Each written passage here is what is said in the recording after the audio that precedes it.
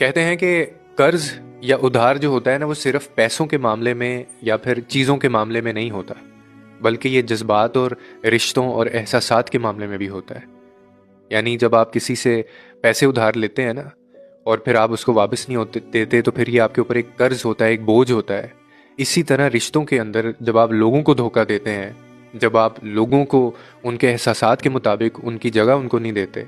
یا آپ ان کے جذبات سے کھیلتے ہیں نا، تو پھر یہ بھی آپ کے اوپر ایک قرض ہوتا ہے اور یہ آپ کو سود سمیت بعد میں لوٹانا ہوتا ہے۔ اور یہ میں نہیں بات کر رہا، یہ کتابی بات میں آپ کو نہیں بتا رہا کہ کسی نے لکھ دی اور کل کو کوئی اس کو مٹا دے گا، یہ میں آپ کو اللہ کا قانون بتا رہا ہوں۔ مکافات عمل ہے یہ کہ آپ نے اس دنیا کے اندر جو چیز دی ہے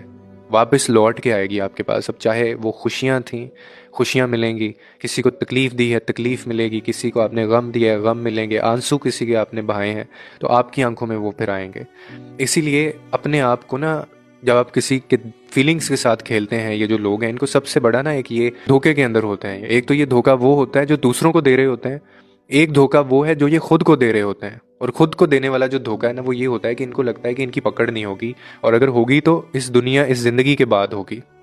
جبکہ ایسا نہیں ہے۔ اللہ تعالیٰ ایسی ناانصافی کبھی بھی نہیں کر سکتا اپنے بندے کے ساتھ کہ کسی کا آپ نے دل توڑا ہو، تکلیف دی ہو، آپ نے اس کو چھوڑا ہو بیچ راستے میں، اور اللہ تعالیٰ اس کو اس کی زندگی میں آپ کا جو انجام ہے وہ نہ دکھائے۔ میں نے تو ابھی تک ایسا ہوتا نہیں دیکھا۔ اب پرابلم صرف یہ ہوتی ہے کہ ہم لوگ اللہ کے اوپر چیزیں نہیں چھوڑتے۔ ہمارے ساتھ جب کوئی شخص برا کرتا ہے نا تو اس کا سب سے پہلا جو کام آپ کے کرنے کا ہوتا ہے نا وہ یہ ہوتا ہے کہ اب آپ نے اس بندے کے ساتھ ڈائریکٹ نہیں ہونا۔ اللہ کے اوپر معاملہ چھوڑنے کا سب سے پہلا اصول ہے کہ آپ وہ معاملہ پورا اس کے سپرد کر دیں اور اس معاملے میں سے خود نکل جائیں، کیونکہ جب آپ اس معاملے میں سے خود نکلیں گے نا تو پھر جس کے اوپر آپ نے چھوڑا ہے اس کو بڑے اچھے سے پھر پتہ ہے کہ اس نے کیا کرنا ہے اور اس نے کہاں پہ، کس جگہ پہ، کس موقع پہ اس بندے سے بدلہ لینا ہے یا کس پوزیشن پہ رکھنا ہے۔ اور بدلہ صرف یہ نہیں ہوتا کہ آپ اگلے بندے کو تکلیف میں دیکھیں، بدلے بہت طرح کے ہو سکتے ہیں، ٹھیک ہے؟ یہ میرے خیال میں یہ بھی ایک بدلہ ہی ہے کہ ایک شخص آپ سے محبت کرتا ہو اور بعد میں وہ آپ کو چھوڑ دے، بیچ رستے میں چھوڑ گیا ہو، اور اس کے بعد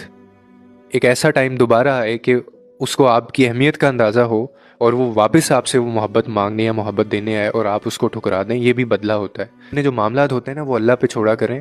اور جو کرنے والے ہیں لوگ ایسا، ان کے لیے صرف میرا ایک ہی پیغام ہے کہ وہ یہ سمجھیں چیز کو کہ ادھار یا قرض جو ہوتا ہے نا وہ صرف پیسوں کے معاملے میں نہیں ہوتا، بلکہ آپ نے جب کسی کا دل توڑا ہے، تکلیف دی ہے، کسی کی فیلنگ سے آپ کھیلے ہیں، تو وہ بھی ایک بہت بڑا قرض ہے جو آپ کو ادا کرنا ہے، یا خود یا پھر آپ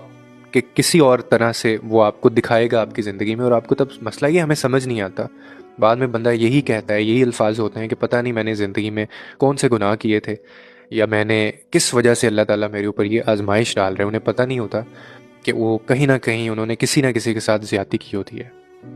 تو جو دھوکہ کھانے والے ہیں ان کے لیے صرف ایک ہی میسیج ہے کہ آپ اپنے معاملات اللہ کے سپرد چھوڑا کریں اور چھوڑ کے خود بیچ میں سے ہٹ جایا کریں۔ اور جو دھوکہ دینے والے لوگ ہیں ان کے لیے ایک میسیج ہے کہ وہ جب کسی کے ساتھ ایسا کر رہے ہوتے ہیں تو وہ یہ نہ سمجھا کریں کہ یہ چیز ان کی طرف واپس پلٹ کے نہیں آئے گی۔ دنیا بہت بڑی ہے اور یہ زندگی بڑی لمبی ہے، تو گزارنی جب آپ کو یہ پڑتی ہے نا تو اس میں بڑی تلخ حقیقتیں بھی آئیں گی، اس میں ایسے سچ بھی ہیں اور اس میں ایسی تکالیف بھی ہیں جو کئی دفعہ بندہ برداشت نہیں کر سکتا۔ تو اپنے اپنے وقت کے لیے آپ سارے تیار رہیں، کیونکہ یہ چیز ہو ہی نہیں سکتا کہ اس چیز کی معافی ہو اور آپ کو بنا حساب کتاب کے وہ آپ کو جانے دے گا۔ لوگوں کے لیے آسانیاں پیدا کریں، رب آپ کے لیے آسانیاں پیدا کرے گا۔